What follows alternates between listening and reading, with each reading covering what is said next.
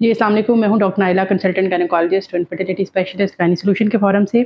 ये इस वक़्त जो मेरे पास बेबी है, ये हमारा आईवीएफ का बेबी है और इसकी बहुत लंबी स्टोरी है। ये बेसिकली एक कपल था जो कि हमारे पास आया, जिनकी तकरीबन 8 ईयर से प्रेगनेंसी नहीं थी और उसके बाद फिर हमने उनके साथ इक्सी किया विद एम्ब्रियो बैंक के साथ और फिर उन्होंने ये बेबी कंसीव किया और आज माशाल्लाह ये डिलीवर हुआ है।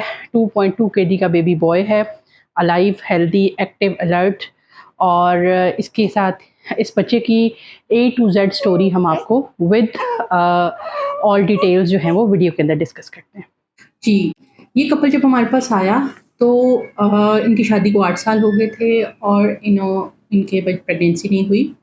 ये हमारे पास आए, इन्होंने हमें कहा कि आप हमारा कन्वेंशनल आईवीएफ करें। हमने इनको बताया कि कन्वेंशनल आईवीएफ के बाद बजाय आप फ्रोज़न साइकिल के ऊपर जाएँ, एम्ब्रियो बैंक बनाएँ और उसके बाद जो है वो we will go for the transfer और हम आपकी प्रेगनेंसी की एफ़र्ट करेंगे। इनको हमारी बात समझ आ गई।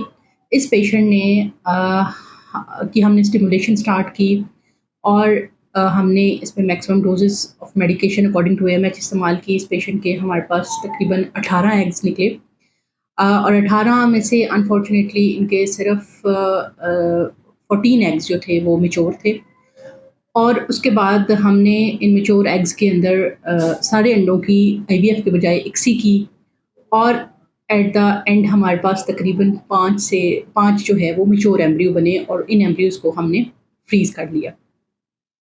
अब ये बहुत अच्छी क्वालिटी के एम्ब्रियोज़ थे, पाँचों के पाँचों।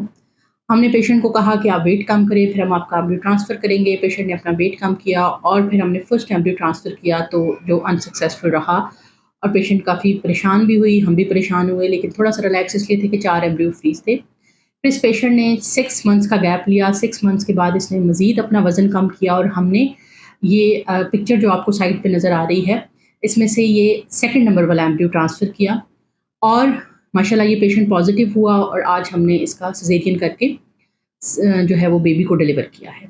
अब ये स्टोरी आपको बताने का मकसद ये है कि अगर इस पेशेंट ने एम्ब्रियो बैंकिंग ना की होती और इस पेशेंट ने कन्वेंशनल आईवीएफ करके एक अटेम्प्ट ली होती तो ये आईवीएफ से आज मायूस हो चुका होता।